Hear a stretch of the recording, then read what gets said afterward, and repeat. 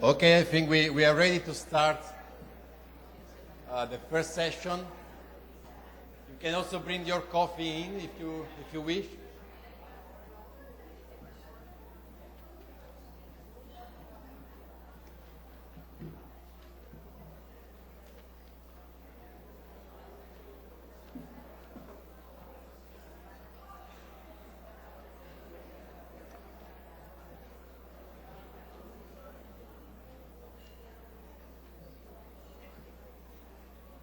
Ok, muito bom dia a todos e a todas. Buenos días. Bonjour. Assalamu alaikum. I'm sorry, I forgot to ask in Russian. Natalia. Доброе утро. Thank you very much. Well, guten Tag, buongiorno, etc., etc. I'm Marco Segone. I'm the co-chair of EvalPartner, and I would like to apologize up front with you because I was born in Italy, but I'm also Pakistani, Bangladeshi, Thai, Albanian, and Nigerian, because that's where I've lived, and therefore I feel also from all of these countries. But I also lived 5 years here in Brazil, in Brasilia, and as you know, Brazil is the land of samba, and I also lived 3 years in Colombia, that as you know is the land of salsa. So when I talk, I need also to move and dance, and I hope it's okay with you. I would like to welcome you to a very exciting session, and it's going to be a very exciting session mainly for 3 reasons. The first one is that thanks to Indra Naidu, the UNDP Evaluation Office Director, for the first time in the history of the NEC conferences, we are going to have a very interesting panel with the voices from 3 key stakeholders when it comes to national evaluation capacities and national evaluation systems. Because we are going to have Mr. Siva, who is the Secretary of the Ministry of Traditional Industries, but is also one of the champions of the national evaluation system in Sri Lanka. We are going to have also Ms. Malika, who is the President of the Community of Evaluators in South Asia, and she is also one of the leaders of the Sri Lankan Evaluation Association.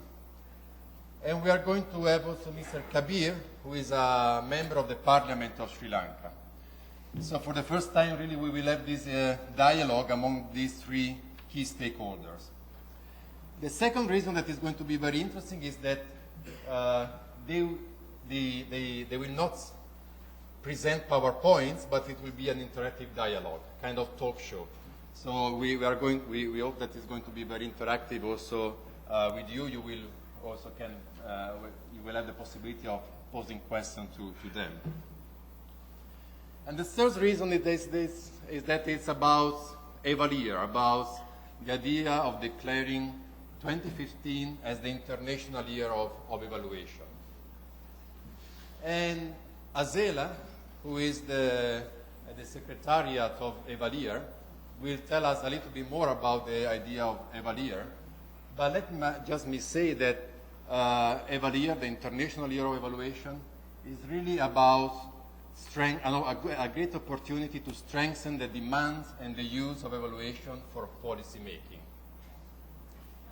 He will talk a little bit about really the idea, what we can do at national level. But for your information, I would like to inform you that UNEP, that is the network of evaluation offices from 43 UN agencies, already endorsed the idea of 2015 as the International Year of Evaluation. And UNEG is also leading at global level a dialogue with the different missions of member states to the UN to get the UN General Assembly to make a formal declaration towards the end of next year. But that would be the top-down approach. So coming from the global perspective, from the UN General Assembly. But EvalPartner is about bottom-up. So it's really about this idea to come from the national and from the country level. The idea of the International Year of Evaluation came from EvalPartners. And let me just very briefly tell you about EvalPartners. EvalPartners is a global partnership. We have about 34 organizations as of today. We have all the regional voluntary organizations for professional evaluation. So the one from Africa, from Asia, from Latin America, from North America, from Europe, and from the CIS countries. We have UN agencies. We have UNDP, UNICEF, UN Women, UNEC. We have government from the north. We have the government of Finland, government of Switzerland, government of Spain and the US, but also government from the south. We have a Coneval from Mexico. We have the government of Sri Lanka. The government of South Africa also expressed interest. We have the OECD DAC EvalNet as a member. We also have private foundations and the academia. So it's really a global partnership with different actors coming together to work for the same objective, that is to strengthen national evaluation capacities for evaluation systems at country level that are also equity focused and gender responsive. Mainly, we have a conceptual framework, and we are trying to strengthen individual capacities, institutional capacities, and the enabling environment for evaluation through innovation and through the use of information technology. Just to give you a few examples, to strengthen individual capacities, EvalPartner is running an e-learning course on development evaluation, and we got 13,000 people from 175 countries registered. We have a knowledge management system on country-led evaluation systems, and we got 2 million hits. At the institutional level, we have a program where we call the Peer-to-Peer Mutual Support Program, where we have 25 voluntary organizations for professional evaluations that they are sharing knowledge and they are supporting each other from the different regions.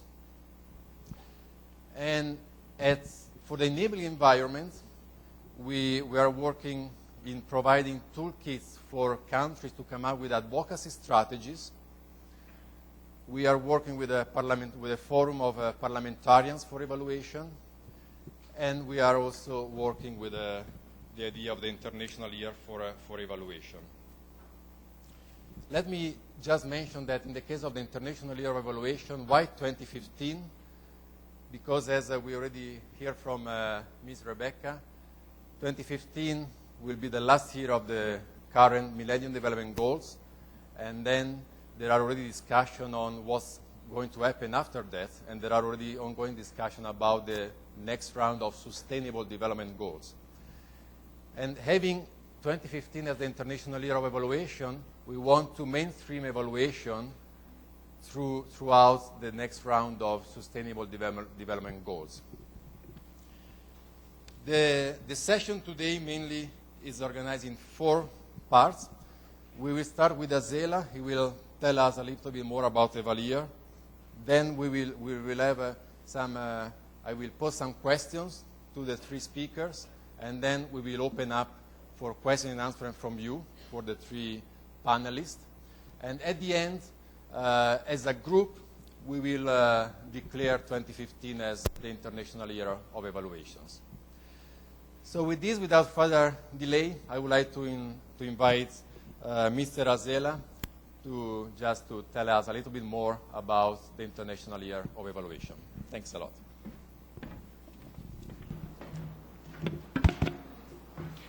Good morning to everyone. Thank you, Marco, for this opportunity. So I'm going to talk about International Year of Evaluation, the roadmap we are thinking of. I'm sure you all know about, different types of, international years, like we have previous experience, naming different year, like International Year of Shelter, Children, things like that. But this time, I think it's very special, International Year of Evaluation. Why? Because it goes across the whole development process, development sector. So that's why it's very important. And declaring International Year of Evaluation by Eval partners, supported by UN, governments, and other civil society organizations. So this is going to be a great partnership as well. So I think this is an opportunity for the different stakeholders to work together. Of course, the governments. We know that the biggest representation here in this conference is the government, especially planning commissions and related government institutions. So government can take the leadership in promoting use and demand of evaluation. And also policymakers. This is an opportunity for policymakers to advance the policy discussion, and also civil society to facilitate this process. So I think this is an opportunity, International Year of Evaluation, to promote demand and use of evaluation. Also, I want to highlight some areas how we can strengthen evaluation using EvalYear as an opportunity. I think this is a catalyst to promote evaluation in policy making, and also we can think of inauguration of EvalYear at country level, evaluation policy process, very important, and national evaluation capacity building, and working with parliamentarians. Marco already mentioned about parliamentarians and Parliamentarians Forum on Development Evaluation. I'm happy to let you know that we have parliamentarians represented from Parliamentarians Forum. Here there are 4 parliamentarians from South Asia actually. Of course, I'm sure that you may have already met them. And strengthening stakeholders and facilitate collaboration among them through EvalYear. I want to highlight key 4 areas which is contributing to demand and use of evaluation, which is the main key expected achievement of EvalYear. One is the partnership, as we already mentioned, the government, civil society, and parliaments or parliamentarians. Now we have already seen that these 3 stakeholders are already with us. So we need to strengthen this partnership. And this is something Eval Partners is also doing. And then UN donor commitment for evaluations.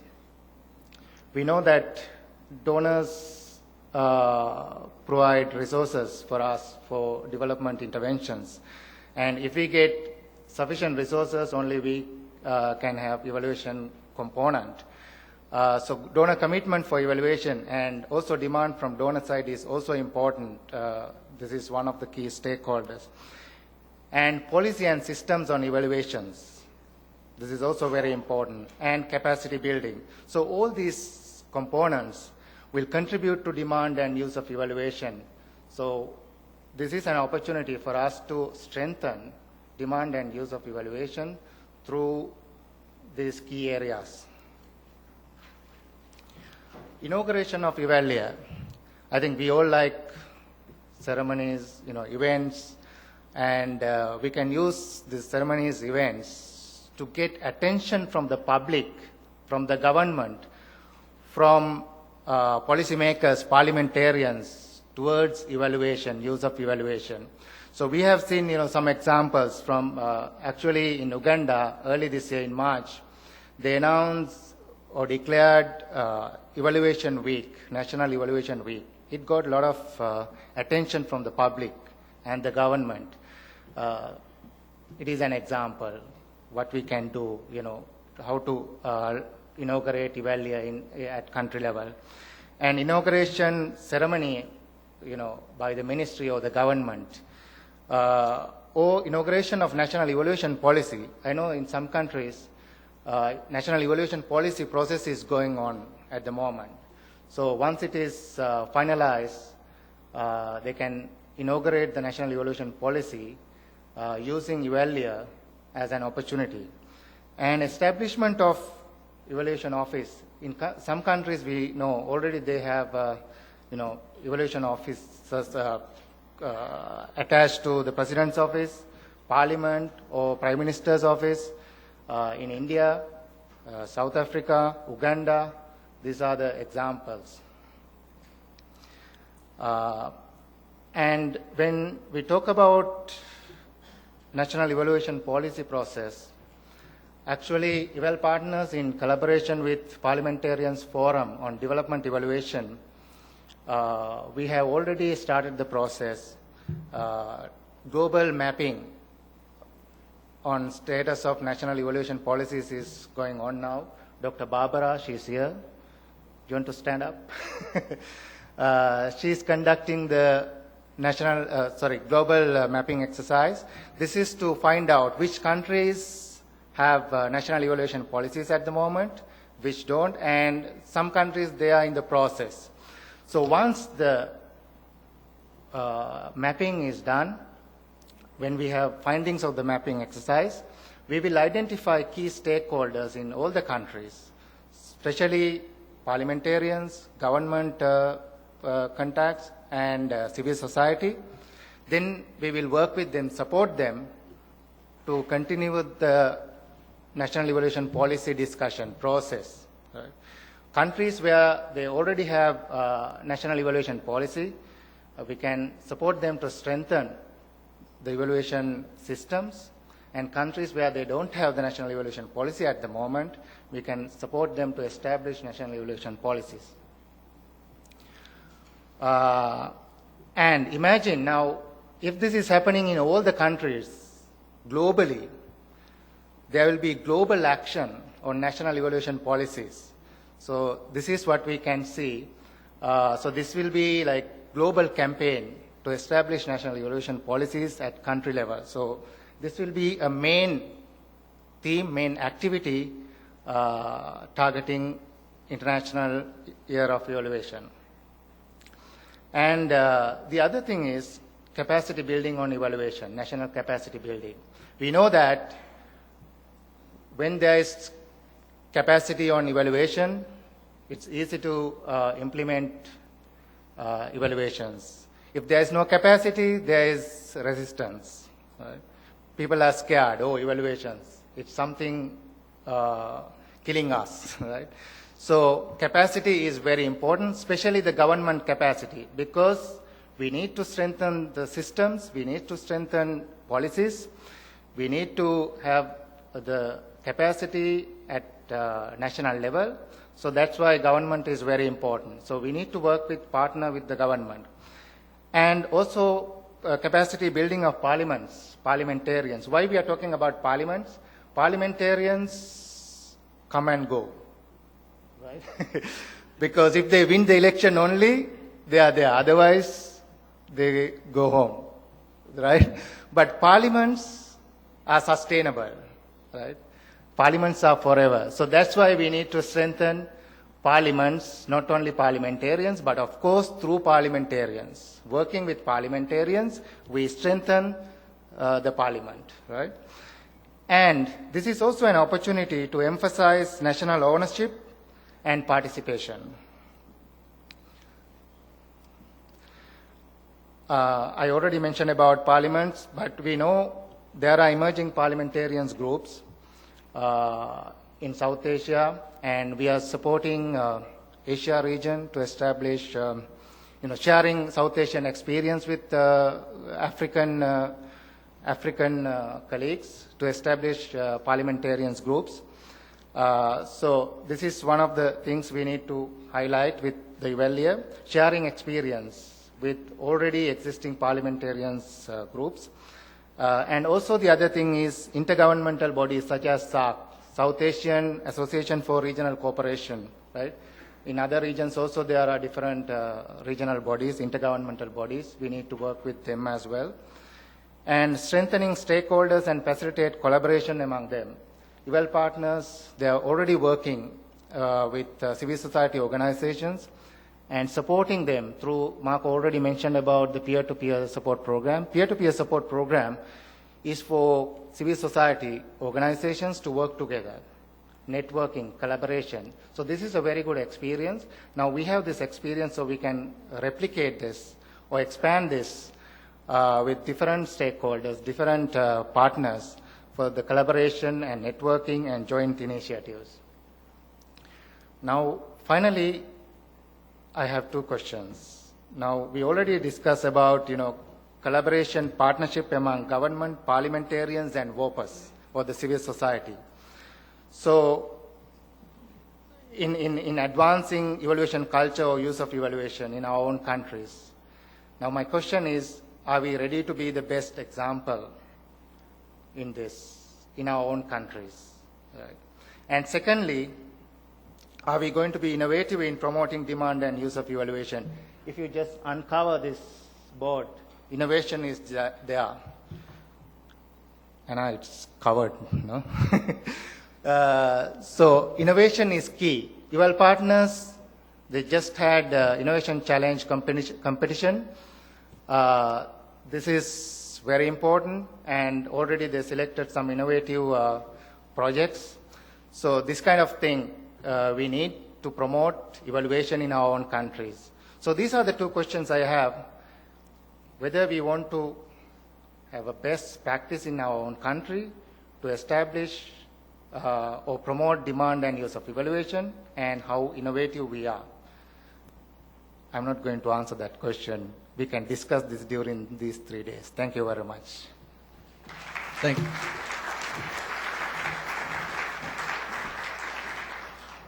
Thank you very much, Azela, to giving us really the overview of the idea of the International Year of Evaluation.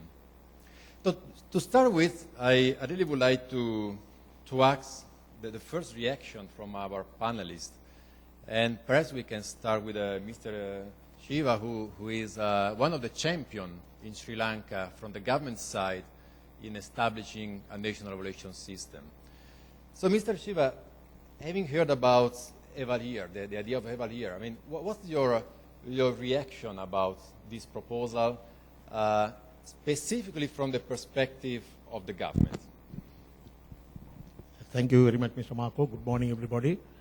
I think from a partner country perspective, we look at International Evaluation Year as a move towards strengthening the national evaluation capacity. It is all about national evaluation capacity, not donor evaluation capacity. The focus is on country taking an ownership. So the country ownership becomes fundamentally very, very important. And also the country leadership is also equally important. And also having a country system is extremely important. So I would call upon these three elements. One is the government taking a lead, having a national ownership, and also government taking a leadership with civil society, parliamentarians playing an active role, and the leadership is also very important. And also having a country system where you have a country-based evaluation with evaluation policies in place, evaluation systems in place, evaluation capacity development in place, evaluation quality standards in place, evaluation feedback arrangements are in place, evaluation demand and use for evaluations are in place. That is our expectation, that is our vision when you talk about national evaluation system. So it is all about when you look at it as a partner country, how do you see the International Year of Evaluation? We interpret in that context as government having a system where the civil society, parliamentarians will play an active role. It is all about moving away from a donor evaluation.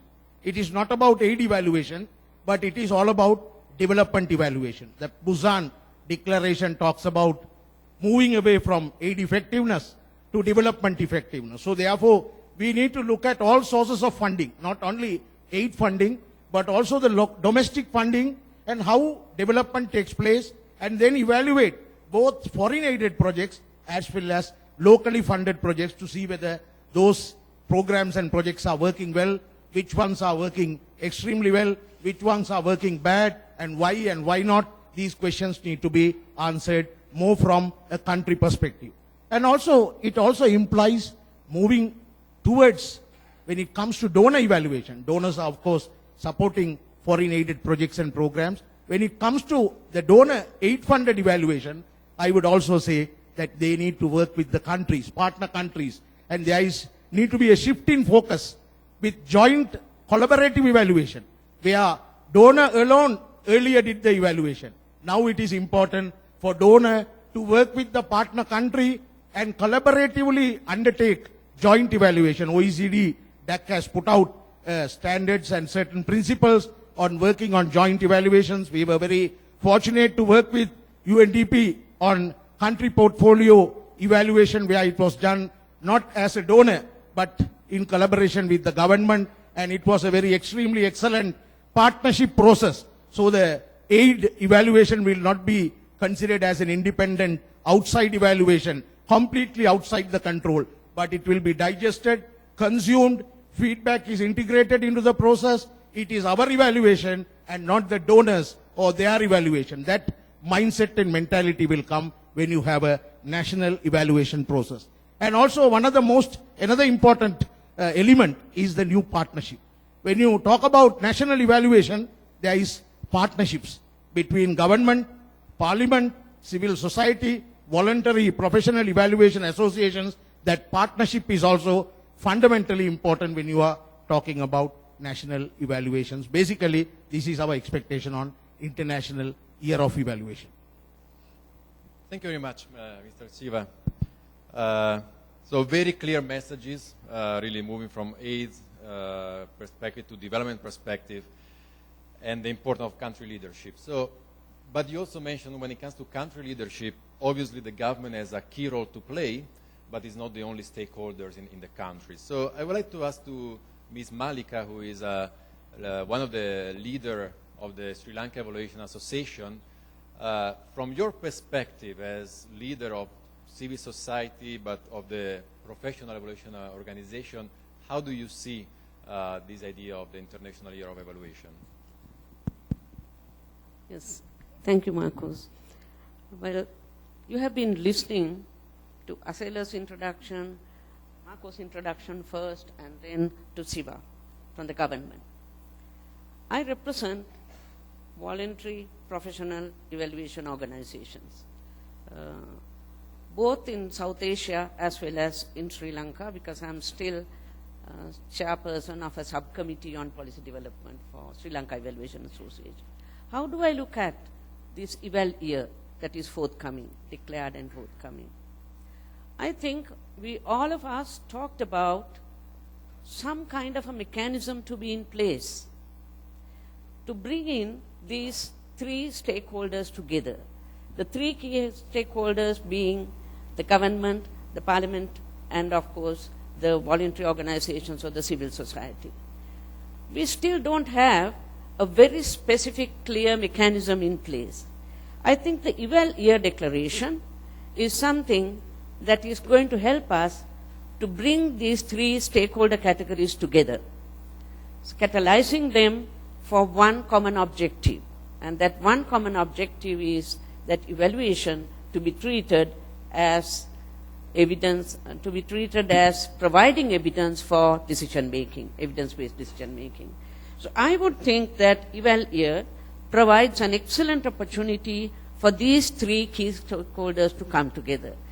This panel itself is demonstrating what Eval partners are doing and will do for the next 1 or 2 years until 2015 by bringing us together to share experience from the three different perspectives.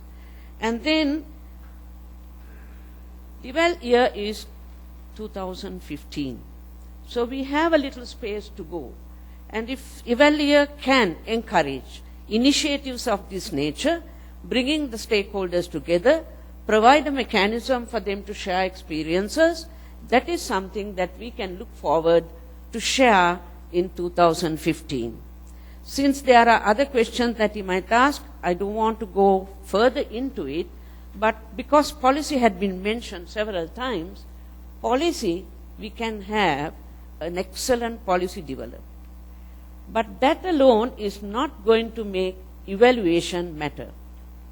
For evaluations to be made use of, we need to have an enabling environment. And that enabling environment is the one that eval partners are hoping, I feel, is initiating all these innovative mechanisms to bring these categories together so that we will work towards one clear objective. So that by 2015, we hope to have experiences to share with you.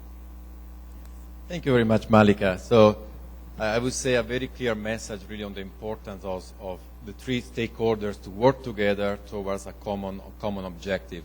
And I have to say that traditionally or historically as international evaluation community, I think that we have failed in engaging policymakers. We have always focused very much on strengthening government capacities, also civil society capacities, but we have, I would say, constantly failed in strengthening the demand of policymakers to demand, the capacity of policymakers to demand for evaluation. And that's why I'm really so happy and so glad that today we have 4 parliamentarians. We have Mr. Kabir from Sri Lanka, but also we have a parliamentarian from Afghanistan, one from Bhutan, and one from Pakistan. And I hope that's really only the beginning of a new trend of this dialogue with policymakers. So I would like to ask Mr. Kabir, from your perspective as a member of parliament, really, how do you see the role of parliaments, and how do you see this idea of International Year of Evaluation in supporting the capacities of parliaments? Thank you, Marco. Well, I think I am the odd guy out here. And when Arcela was saying about parliamentarians not being permanent, I just thought about a very interesting definition. See, there is something common between parliamentarians, politicians, and babies' diapers. They need to be changed regularly and for the same reason. So we are not permanent features. I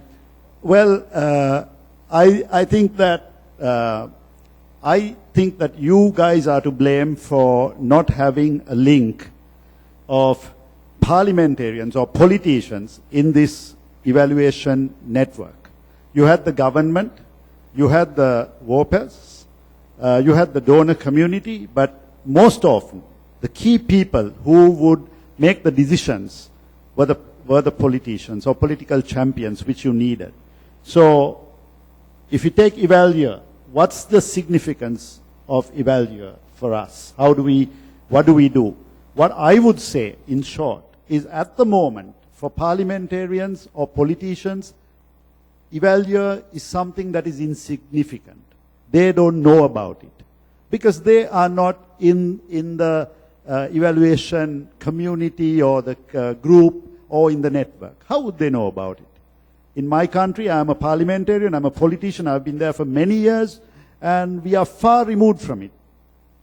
So how do we bridge that link? This is something that we've been working on with Marco, with the rest of the group, and then we took an initiative. Now it is insignificant. When you talk to parliamentarians across the world, across the globe, I'm talking about on behalf of everybody. If you talk to them about EvalYear, they would say, well, what does it mean? What is the importance of evaluation for political leaders? That's what we want to do. So as a result, we started an initiative first in South Asia. A group of parliamentarians got together from different South Asian countries, and we formed a parliamentary forum for development evaluation. We met together in Sri Lanka for an evaluation conference. For the first time, we presented our point of view as politicians, what we expect from the evaluation community. And we have now decided to form core groups in each parliament in South Asia. So what I would say is that what I'm looking at in Sri Lanka as a parliamentarian to promote amongst my colleagues the evaluation culture, talk to them, and form a core parliamentary group who will lobby for evaluation. And we will look at evaluation the year 2015 as International Year of Evaluation, and our focus will be to establish a national evaluation policy in our country by that time. So it will be a very significant event, and for parliamentarians to play a very significant role as the decision makers, as the legislators, to strengthen legislation regarding evaluation. Thank you very much. I mean, and I have to say that the experience of the South Asian Parliamentarian Forum is really fascinating, and they just started a few months ago, and in a few months they already got this kind of core group of parliamentarians from different countries. And it's interesting to say that, you know, similar experiences are happening also in other regions. I mean, the European Evaluation Society just had a public hearing to the European Parliament a few months ago. There is an idea also in Africa to try to create a parliamentarian forum for Africa. So I mean, and also in North America there are also some other things going on. So I mean, it's clearly something that is developing very, very well and very promising. When we organized this session, we had two options: or to get panels from different countries, but the risk was to keep the discussion a little bit on the level of theory, principle, and good ideas. The second option was to focus, to drill down to the experience of one specific country. And that's why you see here we have panelists only from one country, from Sri Lanka, because now I really would like to challenge them and to really ask in practice, so not only in theory, but in practice, what you are planning to do really to take advantage of the International Year of Evaluation that is going to be a kind of international movement, but how you would build on these international movements to achieve concrete results at national level. And what Kabir already tackled a little bit these aspects, but what would you do from your perspective, from the government perspective, from the VOPE and from the Sri Lanka, but also what kind of partnership and collaboration you would seek? So you from the government side, what would you expect from the VOPE and from the parliament? Or you from the parliament, what would you expect from the government and the VOPE and vice versa? So perhaps we can maintain the same flow. So I give to you. Thank you. With regard to the establishment of linkages between government, parliamentarians and civil society, especially evaluation VOPs, we already have a reasonably good relationship with the VOPs, especially the Sri Lankan Evaluation Association, because it was established in early 2000 with the support of the UNDP, and it was a project under the then Ministry of Plan Implementation, where the Evaluation Association was established, but with civil society representatives, professionals, academia. So this Evaluation Association had a very closer link with the government, and also there were outsiders, professionals, academia, researchers, practitioners, and also government people were also, government officials were also part of the Evaluation Association. So it was more of a community of practice with sharing and learning from each other and networking, and this was the process. And initially we developed a evaluation policy in somewhere in 2003, but at that time the Secretary Ministry of Finance and Planning requested the policy to be endorsed, but it took time for the policy, and then finally the policy could not take off. The policy, draft policy was there, but it could not be implemented or it could not be taken forward. Now the President Secretary has requested that this evaluation policy be further strengthened and formulated, and currently the Sri Lanka Evaluation Association is actively involved in the policy development process with the government, with the development evaluation partners, and also with the community of practitioners. They are all working on this formulation of evaluation policy, and also to say that the parliamentarians are also, we are discussing with them in formulating this policy. So this policy is also one area where we are working, and the VOPE, especially Slovak, has been an advocacy arm, and they have been always advocating for evaluation culture, and they have been keeping national conferences, international conferences, and then also capacity development, and all sort of programs were taken forward, and this collaboration continued with the government and the Sri Lanka Evaluation Association as a partner in taking the evaluations forward. And with regard to parliamentarians, we have, before coming to the parliamentarians, I may have to little bit talk about a system that was established in early 90s with the UNDP support and with the ADB. An evaluation unit was established, and now we have a full-fledged evaluation department in the Ministry of Finance and Planning.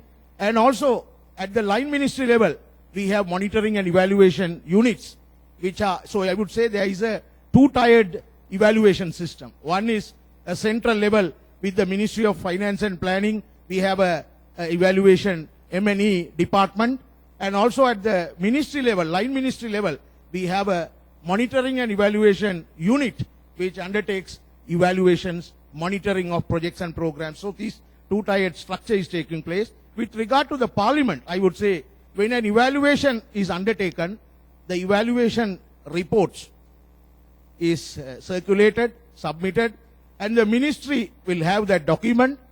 The Auditor General is normally looking these evaluation reports, taking the evaluation reports as a base, and when he reports on the performance of ministries, institutions, and departments, the Auditor General takes the evaluation report as a base, as an evidence, and reports on successes and failures. If a program or a project has been a failure, the Auditor General will report that an evaluation was done, and this evaluation reveals that this program has been a failure or it has been a success, and then with the Auditor General's report, it gets reported to the Parliament, where there are two-tiered structure again, the Parliamentary Committee on Public Enterprises and the Parliamentary Committee on Public Accounts.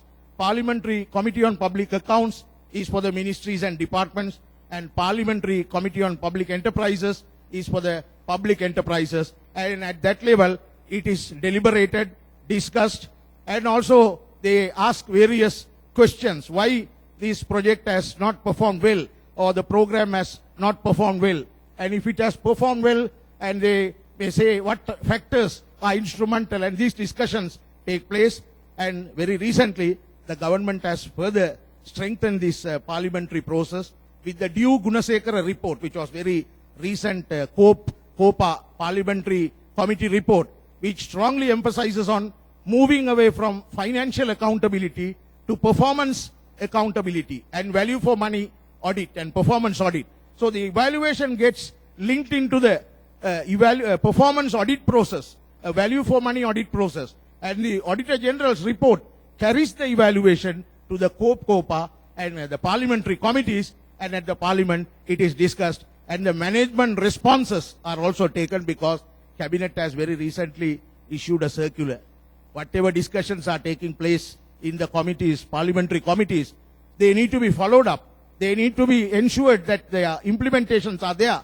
So there was a very adverse report from the parliamentary committees that some of the findings, some of the recommendations are not being taken seriously by the ministries. So therefore Cabinet has made a very special decision that these recommendations should be very strongly and closely followed and reported to the Cabinet.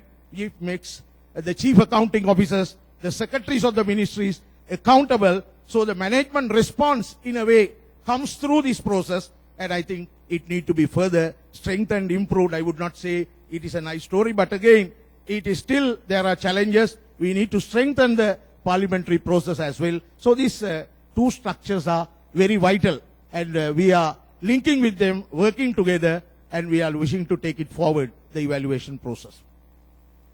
Thank you very much. So let's hear the perspective also the other two stakeholders.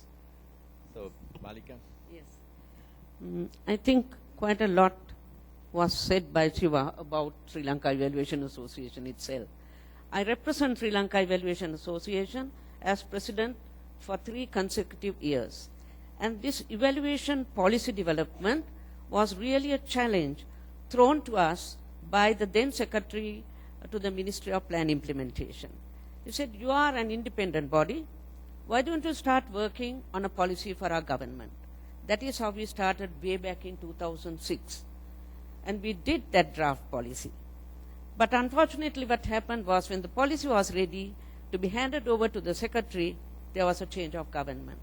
And as usual, we had a different personality, different setup altogether. So we had to start all over again. We started negotiations in the government, and then the then secretary said, okay, this is fine. Let's follow this up. 2 months later, he also got changed.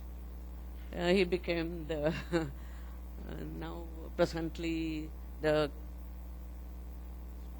no, he's not on Home Industries. It is Cabral. Yeah. He moved on to, yes, he's now the governor of the central bank. So we lost that champion also. And we still didn't give up. As a civil society organization, we kept on pursuing the development of this draft policy. And then there was a ministry at that time, and Sri Lanka Evaluation Association, when we had the international conferences, starting from 2007, and the second one was in 2009, we had the collaboration from the Ministry of Plan Implementation. I remember talking to an audience like you all, and some people who posed a question to me was, you say that you are a civil society organization. This voluntary organization is called Sri Lanka Evaluation Association. Why do you want to collaborate with a government department or a ministry? My simple answer was, who is making the biggest investment on public funds? Is it the donors? They do through projects. But sum total of all that cannot match the public funding. So I think if we proceed as an independent evaluation association, there is nothing much that we can deliver if we don't take the government on board. So we started right from the word go to collaborate, but it doesn't mean that we were an appendage to the government. We were very independent and critic about what is happening. So that way, as a VOPE, we could establish credibility. And we functioned as an apolitical body. So we were acceptable to the governing party, we were also acceptable to the opposition party when it comes to parliament.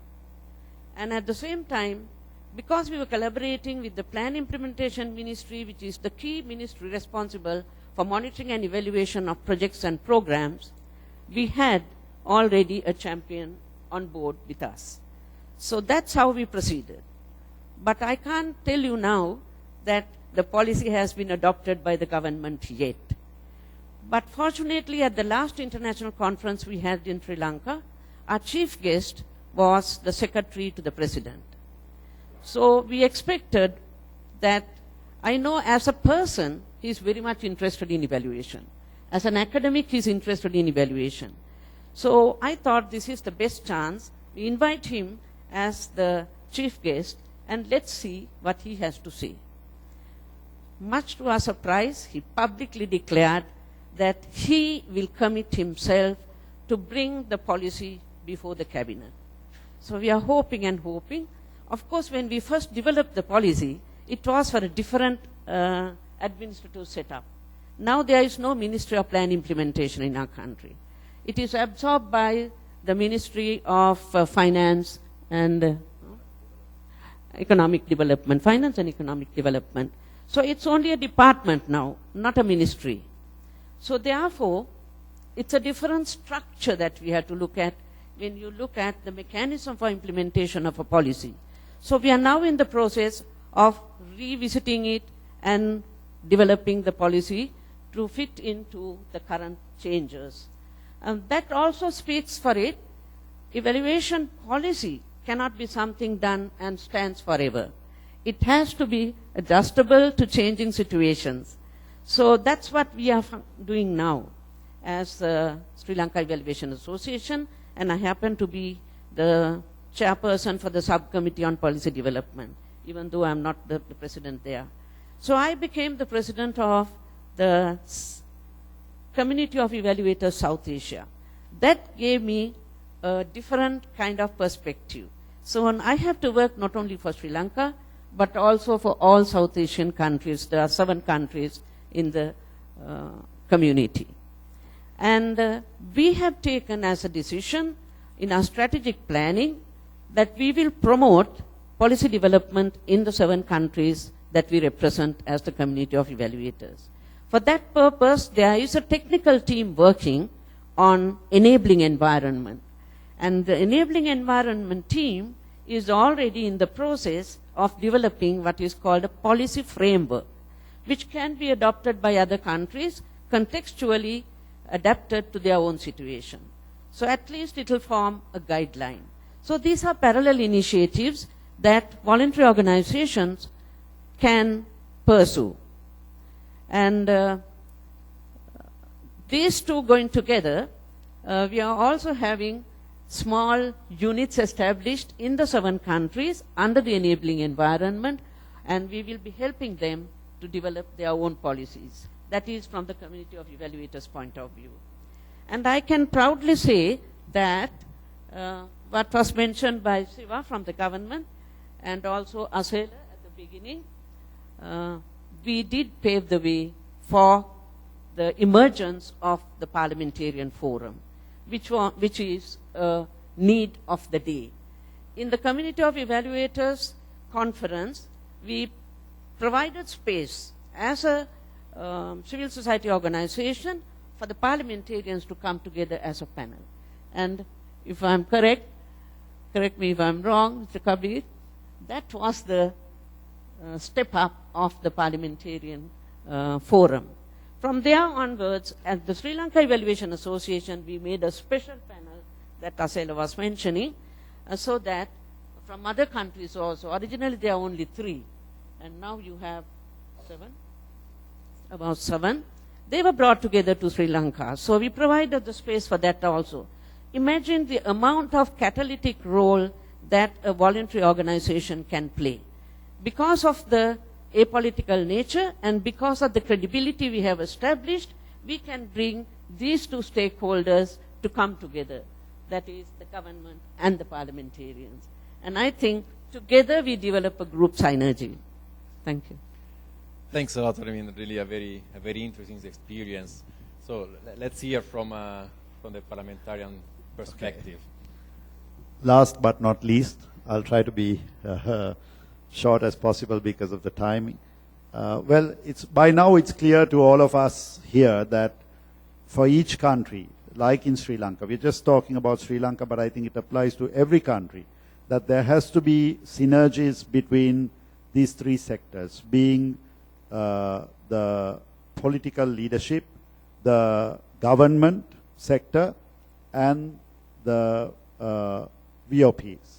So if these 3 sectors work together, there would be a possibility of really establishing or institutionalizing evaluation. That's the real thing, whether evaluation is really institutionalized in your country.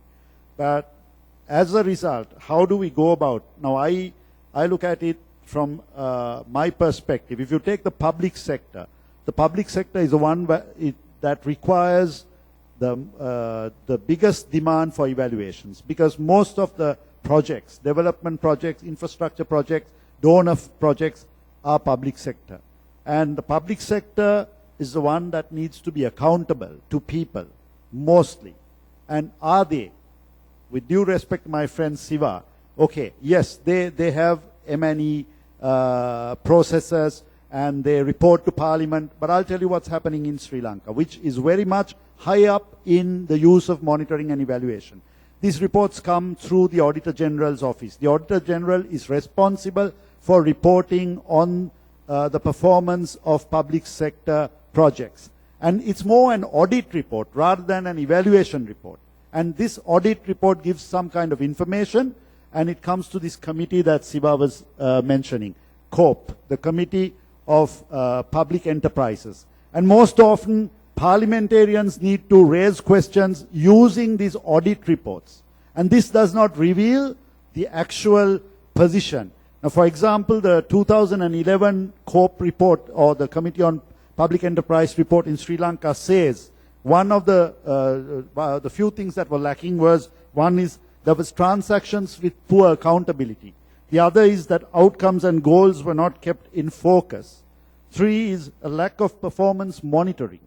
Now, what I think for EvalYear 2015, what I am looking at in Sri Lanka is to ensure that the planning ministry, which is responsible for evaluation reporting, that they should be able to submit to parliamentarians, to policymakers, the decision makers, very simple evaluation reports which are interpreted in the proper perspective. Because as somebody told me once, a parliamentarian in his whole day would have a maximum of 10 minutes for reading time, including the newspapers.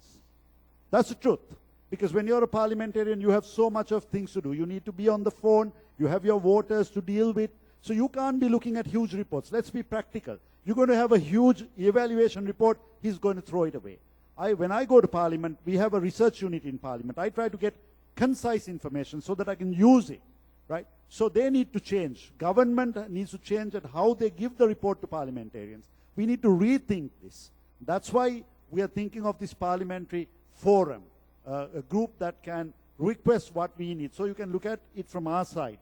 And on the other side, what I expect the civil society to do, the organizations, the evaluation associations and the practitioners, is to support us in building our capacity, because we need to learn. How have you ever thought of saying, let's have a training session for parliamentarians? Let's tell them what evaluation is about. Simple. The simple basics that we can understand an evaluation report. Because we have people, parliamentarians with different capacity. Some people don't know anything about development or evaluation. So you need to make it simple. But they all want to ask the questions that matter for whether their projects have achieved the outcomes and goals. So we need to simplify this. This looks very difficult. This looks like an impossible task, but I believe that we make EvalYear the target. We make EvalYear the target in which we bring these 3 groups together in every country, not only Sri Lanka, in every country. Thank you very much. I mean, really fascinating. I think it really comes up very clearly. I mean, the value and the richness of having these 3 stakeholders to dialogue among themselves and really to look for synergies, for cooperation, for a common goal. That is the common goal of all of us. That is really on coming up really with the results for the life of people in the country. So I think that's really fascinating. I still have one question for you, and I will pose the question now so that you get prepared, and then I open up. We hear the importance of the personal commitment. You just gave the example of the advisory to the presidency, the secretary to the presidency, that he publicly made a commitment to do something concrete. So I will pose exactly the same question to you. What do you publicly make a commitment today here in front of this audience to do when you go back to Sri Lanka? So take just a few minutes to think about that. And meanwhile, I would like to open to the audience. Unfortunately, we don't have much time, so I would like to open only to 5 questions, and then I'm sure you will have additional questions, but they will be here during the entire conference, so coffee breaks, lunches, dinners, breakfast, etc. You can just grab them and then just ask them the questions. So can we open just for 5 questions? And okay, I already see 4. Can you very briefly introduce who you are, from what country, and please the question very to the point. So I see 1, 2, 3, 4, 5. Yes, here.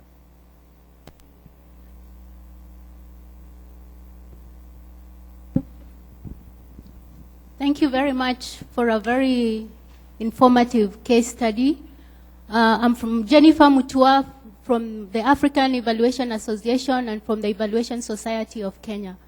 And my comment or even question has to do with the targeting of political champions.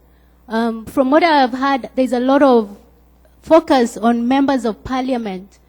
But I think depending on country context, it would be useful to explore which other political champions need to be given the same prominence as the parliamentarians. For example, in Kenya, we have a new constitutional dispensation, and we have the governors who are very autonomous, like little presidents in themselves. And I think if you target that category as you would with the parliamentarians, you'll get more effectiveness. Thank you.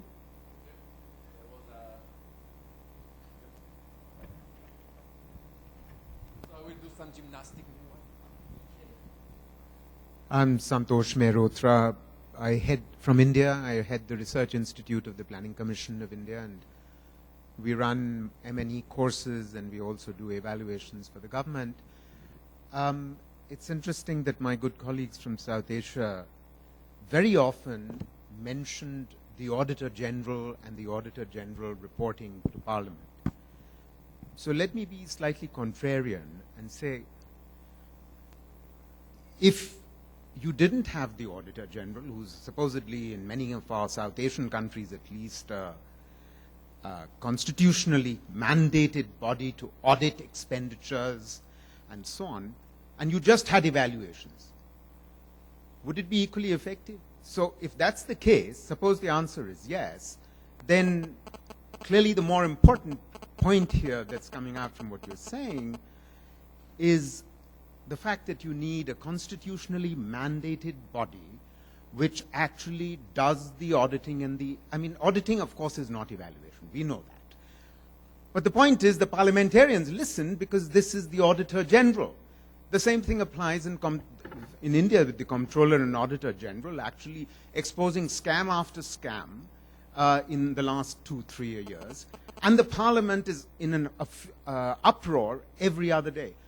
The real issue is, can an evaluation without the constitutional authority or an evaluation body without constitutional authority have the same clout? Thank you. You already have the mic? Please. Hello, je m'appelle Mouy Mohamed du Maroc. Monsieur Mouy Mohamed du Maroc. Just a second. Do you have a... Can you provide quickly? So, why... Vous pouvez attendre seulement un moment. Je passe à une autre personne et je retourne à ce que... So, who was the next? Okay, was one. Well, my name is David Akana. I represent the evaluation office of the Global Environment Facility, but I'm not asking a question with respect to that. It's Honorable Kebi's point that provoked me to jump in with one little quick comment and perhaps a question, and that is, of course, the media. The reason why I say this is because while this sort of partnership between government, civil society, and all this partnership has sort of worked pretty well in Sri Lanka, I am very convinced that there is one missing element, and that element, of course, is the media, which I think has such a very important role as well in connecting both the civil society and the government. They have that very kind of unique reach between these various stakeholders in every country. So as we move forward to EvalYear in 2015, the question is, where is the media? Because I am very convinced that with the absence of the media, we would definitely be losing a very important, you may categorize them under civil society, but I think that we need to move them and make them an independent stakeholder, very important, and we factor them into the strategy moving into 2015. Because, like Honorable Kebi Riley said, most of the people in the media absolutely understand nothing about evaluation. Evaluations are never picked up by them to report about them. They are very focused on their sexy issues. They never get to discuss the most profound and substantive issues. So I think that it might be important that as we move forward, that is factored into the strategy. I just thought I should say that for the sake of time, I'll reserve the second question for a one-on-one. Thanks. Monsieur Mohamed du Maroc, je m'excuse, je vais parler en français. Donc, j'ai écouté vos présentations avec, très attentivement. Et puis, ce matin également, si on prend en considération les intervenants de ce matin avec vous, je dirais deux choses. Je pense que toutes les structures des pays ont ces structures. Je dirais que nous avons, les pays ont la Constitution, ont des organismes d'évaluation. La difficulté est, je dirais, l'institutionnalisation de l'évaluation, qui est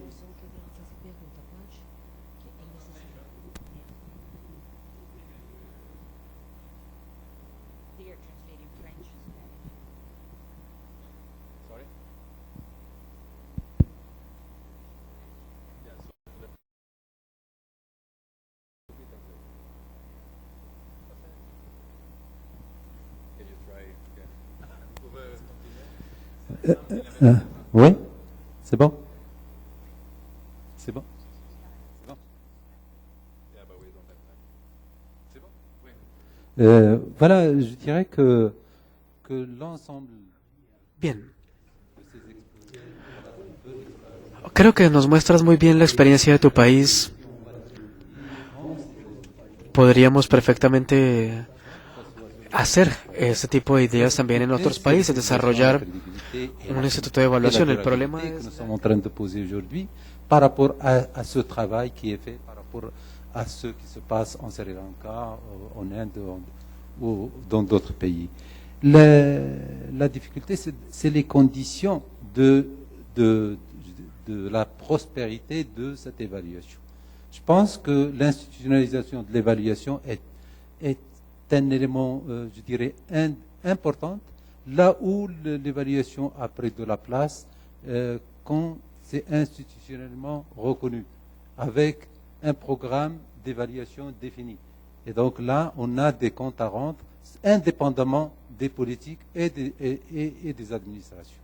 Ça, il y a beaucoup de pays qui ont mis en place institutionnellement cette... Également, je dirais que deuxième condition, c'est les ressources humaines et c'est la capacité des ressources humaines. La difficulté qui existe, je dis en particulier dans les pays du Sud, c'est la mobilité des ressources humaines. Ça, c'est in the countries is actually the mobility of resources. This is something that is very important. Something very important. The third condition has to do with the implementation of an evaluation system. The two people who have already talked about that during the morning. The accessibility to information, the possibility of to opening to the public of to make use of the evaluation. I would also like to add, and I now talk about 2015, that is what we need to think more about that issue. What I mean, we need to create a reflection plan. We cannot go directly to evaluation from 2015 because that has to be defined by the actual and subject according to a plan. So countries need to implement this system. Thank you very much. We'll be quite strict with the time, only 2 minutes each. If you can just reply perhaps to the key question from your perspective. And perhaps this time we do, last but not least, we leave the government and we start with the parliament. Thank you. That's good. Well, the first question about political leaders. Yeah, when I spoke about parliamentarians, I didn't mean only parliamentarians. When political champions could be at any level. I do accept that there are political leaders at different levels, at provincial level, at local level. For example, in Malaysia, it was Mahathir Mohamad, the Prime Minister, who championed the cause of evaluation. In Zambia, it was the Secretary to the Cabinet. In the Kyrgyz Republic, it was the Minister of Health there were individuals who took the lead. A good example is India. The state of Kerala, the chief minister of the state of Kerala is a champion of evaluation. The chief minister of Jammu and Kashmir, another state, is a champion of evaluation. So you need to pick champions. You need to, as community, evaluator community, you all should pick those champions and then work with them. That's the message. It doesn't have to be only parliamentarians. At each level, look at the political champions.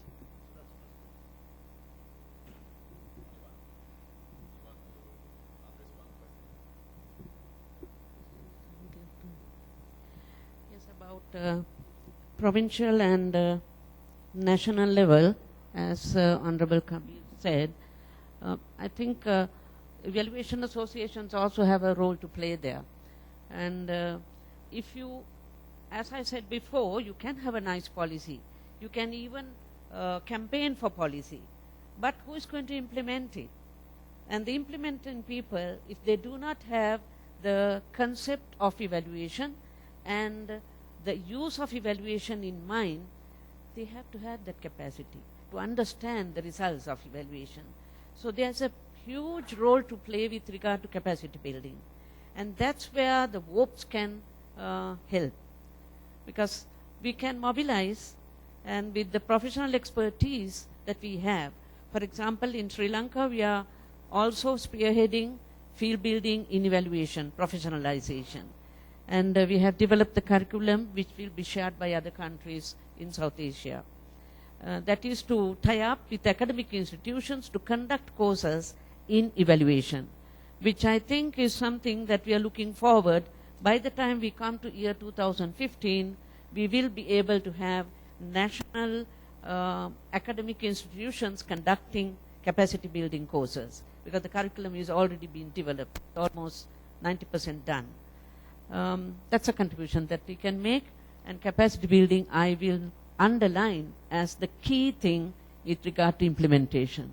Policy is fine, but policy implementation requires that kind of capacities among national, subnational, as Honorable Kabir said, and village level as well. We have to bring in self-evaluation methodologies for the community to assess themselves and also express their own views, which is missing. And that we need to see happening in the next 1 year at least, so that we have some experience to share with 2015 EvalYear. I'm really looking forward to declare that Sri Lanka has adopted the policy by that time. And we will pursue that once we go back.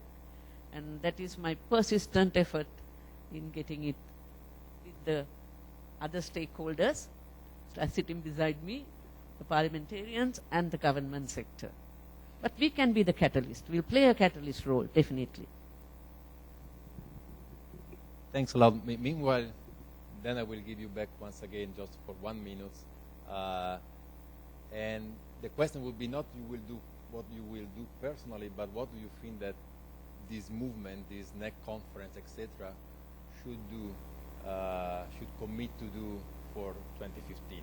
So quite slightly different questions. So Mike, over to you, just to reply one question. I think whether evaluation is for accountability or for learning, I think that is a key question that we need to ask from a partner country perspective. Accountancy, evaluation, if you try to take it for strongly for accountability, then independence becomes an unbiasedness, impartiality becomes fundamental criteria. If you are going for learning, then it is important to somewhat, I would not say compromise totally, but somewhat make it a right balance between the accountability and learning, and sometimes you may have to little forgo on independence and make sure that it is a learning-oriented evaluation. From a partner country perspective, I would call upon an evaluation to be more focused on learning, and if it is learning, learning for whom? Learning by the planners, learning by the budgeting authorities, learning by the program managers, learning by the developing community, those who are involved in the development. So if that is so, evaluation need to be linked with the planning, linked with the budgeting, linked with the policy process and policy making process, program management process, and also evaluation need to channel through the audit mechanism to make sure that the reports reach the parliamentarians as well. So I'm not trying to say evaluation is equal to audit, but evaluation goes independently. The focus is on learning. While doing the learning, the Auditor General will not keep quiet. He will always look for evaluation reports. He opens his eyes, takes those evaluation reports, and he also reports to the Parliament. It is only a reporting mechanism, and we need to differentiate between audit and evaluation. But I wanted to re-emphasize evaluation is for learning. Thank you very much. So we are towards the end. So perhaps if you could just tell us one commitment that you think that the next conference should take towards 2015, the International Year of Evaluation. So just one, just very briefly. Okay.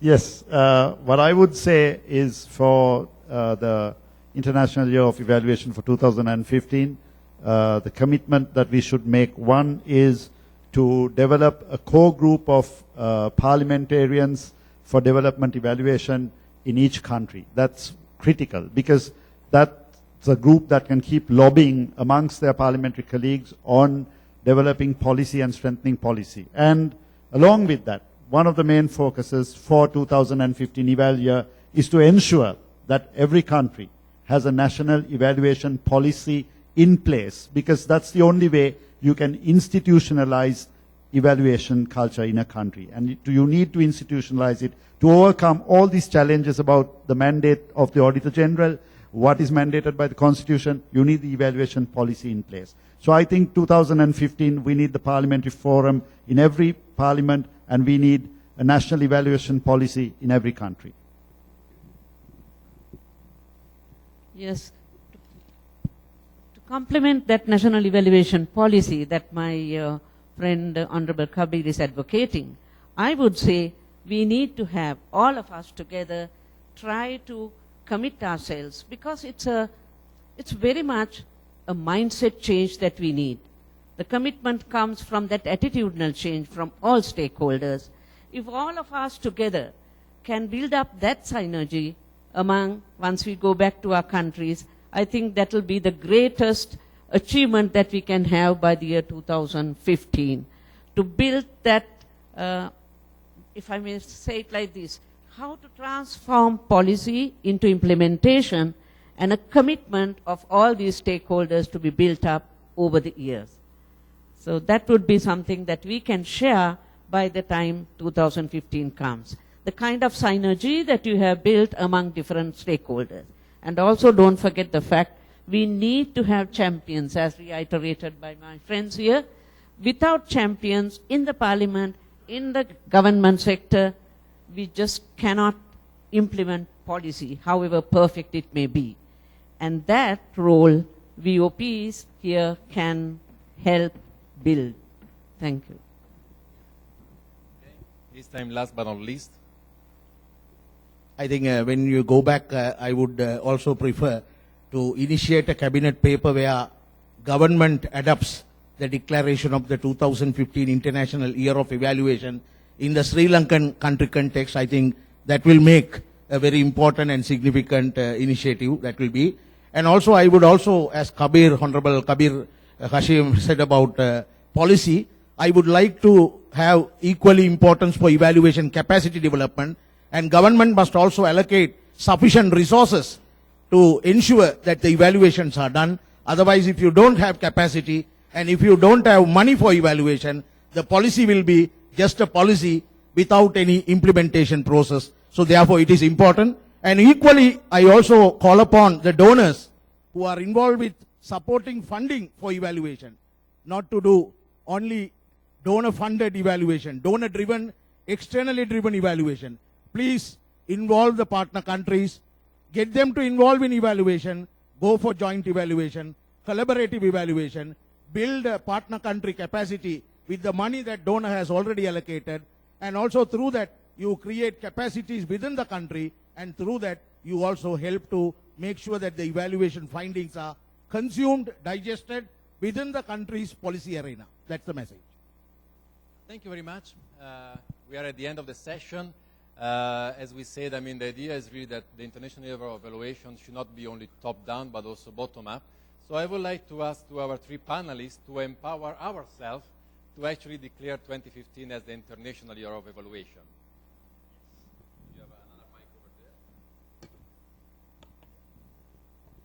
Well, let me say we've been speaking very much about making 2015 EvalYear and achieving targets. I think we need to take an oath, a commitment to show that we care, that we are responsible, we are going to be part of the process. So I would say that we all make this declaration today as a group and as a team. And I ask everyone to stand up together and to repeat that we commit ourselves declaring 2015 as the International Year of Evaluation. Can we all say this together? We, evaluation managers and users from all over the world, declare 2015 as the International Year of Evaluation.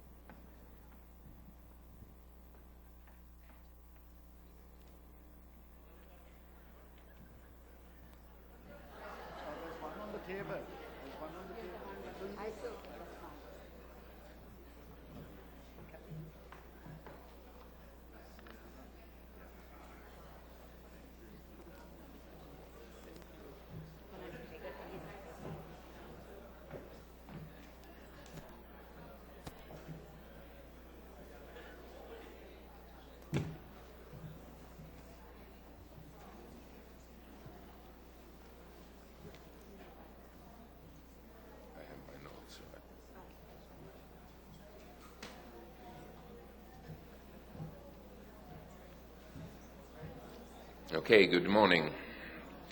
Let's continue with the agenda. We are very well on time so far, so let's keep it that way. You know, it's seldom that a big conference like this, you know, stays on the schedule from the very morning. So I am Juha Uitto. I'm the Deputy Director of Evaluation Office in UNDP in New York. And it is my great pleasure to introduce this session on the topic of innovative solutions to challenges linked to use of evaluation. As you know, the topic of this conference focuses on three interrelated, very closely interrelated topics, which are independence, use, and credibility of evaluation. Perhaps somewhat artificially we have divided them into different topics, but it's very important that we consider all of them as part of the same. I should also say, you know, that I have had the privilege of being part of all of these three evaluation capacity conferences from Casablanca to Johannesburg to São Paulo, and it's very heartening to see how this is taking up and how it is how the crowd is growing, and we have more and more countries participating. But without further ado, I would like to invite on podium our keynote speaker, Dr. Paolo De Martino Janussi, who is the Secretary for Evaluation and Information Management of the Ministry of Social Development in Brazil.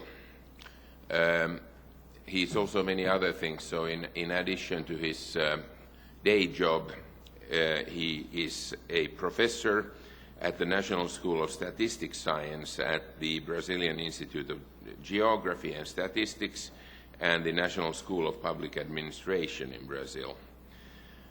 I am also very happy to mention that he is our main counterpart for this conference in Brazil. This was co-organized by the Brazilian Ministry and UNDP Evaluation Office. So I would like to invite Paolo, who will give us his wisdom.